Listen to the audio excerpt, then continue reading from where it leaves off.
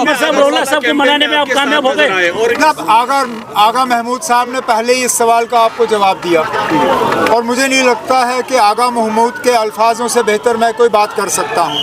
आगा महमूद साहब ने कहा कि आगा रूहुल्लाह उनके लिए भी बेटे की तरह हैं और वो पूरी उम्मीद कर रहे हैं कि इसमें उनको आगा रूहुल्लाह की मदद जो है वो हासिल होगी। अब इससे ज़्यादा मुझे कहने की क्या ज़रूरत है। कांग्रेस ने नगरोटा में अपना उम्मीदवार खड़ा करने से इनकार किया। अब कोई बात नहीं, 2014 में भी उम्मीदवार हमारा था, पिछले साल भी उम्मीदवार हमारा था।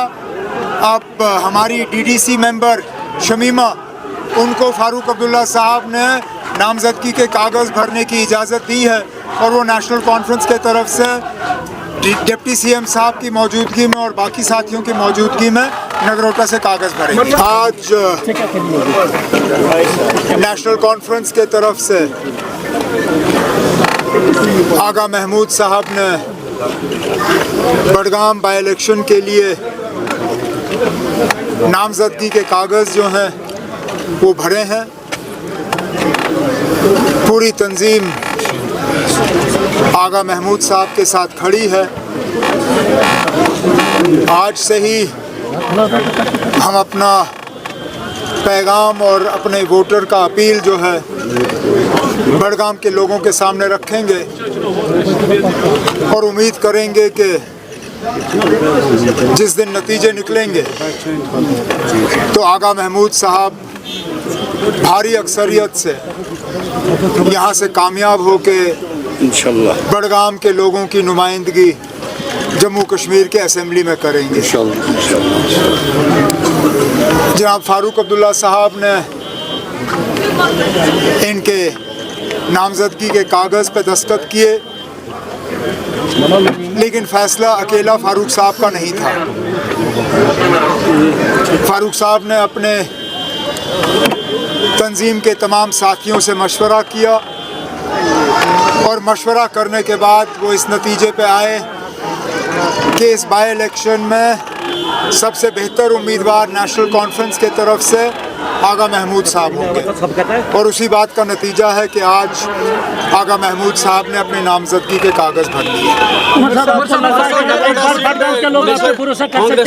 इतना वक्त क्यों लगा? क्योंकि नेशनल कॉन्फ्रेंस की लॉन्ग हिस्ट्री है बडगाम में, कभी आप हारे नहीं, इतना कंफ्यूजन क्यों था? कोई कंफ्यूजन नहीं था ना, हम बाकियों के लिए इंतजार कर रहे थे, हमें कोई जल्दी नहीं थी ना। लगभग सारे पॉलिटिकल पार्टियों के उम्मीदवारों ने तो आज भरा है, तो हमने कौन सा डिले किया? ऐसा नहीं है कि बाकी सब पहले दिन आए और हम आखिरी दिन आए, सब एक दूसरे का इंतज़ार कर रहे थे। तो हम भी इस खेल में अपना खेल जो है वो उसका फ़ायदा ले रहे थे, लेकिन हमने पहले दिन से ही तय किया था ना कि नेशनल कॉन्फ्रेंस के तरफ से इलेक्शन कौन लड़ेगा, लेकिन थोड़ा सा इलेक्शन में एक स्ट्रैटेजी के तहत लड़ा जाता है और हम भी इसमें अपनी स्ट्रैटेजी कर गए। आपको लग रहा है कि बडगाम के लोग एक बार फिर आप पे भरोसा कर सकते हैं? बडगाम के लोग जिस तरह से आपने जीत के बाद यहाँ विड्रॉ किया था तो काफ़ी उम्मीद है। मैंने कभी बडगाम के लोगों को उस मामले में धोखे में नहीं रखा। मुझे मजबूर किया गया था उस वक्त 2 सीटों से लड़ने के लिए, हालांकि मैं चाहता नहीं था। अब चलिए छोड़िए, लेकिन सीट छोड़ने के बाद इलाका नहीं छोड़ा गया, बडगाम की तरक्की को हमने छोड़ा नहीं। मैं और मेरे साथियों ने पिछले 1 साल मुकम्मल यहाँ पे तरक्की के कामकाज में तेज़ी लाई और जैसे जैसे कैंपेन शुरू हो जाता है, जिन जिन इलाकों में काम हुए हैं, मैं और मेरे मिनिस्टर हजरात जो हैं आगा महमूद साहब के साथ मौके पे जाके लोगों को बताएंगे कि पिछले 1 साल हुकूमत ने बडगाम असेंबली हल्के के लिए क्या किया है। रोला साहब को बनाने में कामयाब हो गए, रोला साहब को बनाने में कामयाब हो गए। बडगाम में आप भारी अक्सरियत से जीते, आप बडगाम ही क्यों? बडगाम में मैं दोनों जगह से भारी अक्सरियत से जीता। अब एक ना एक तो मुझे छोड़ना ही था।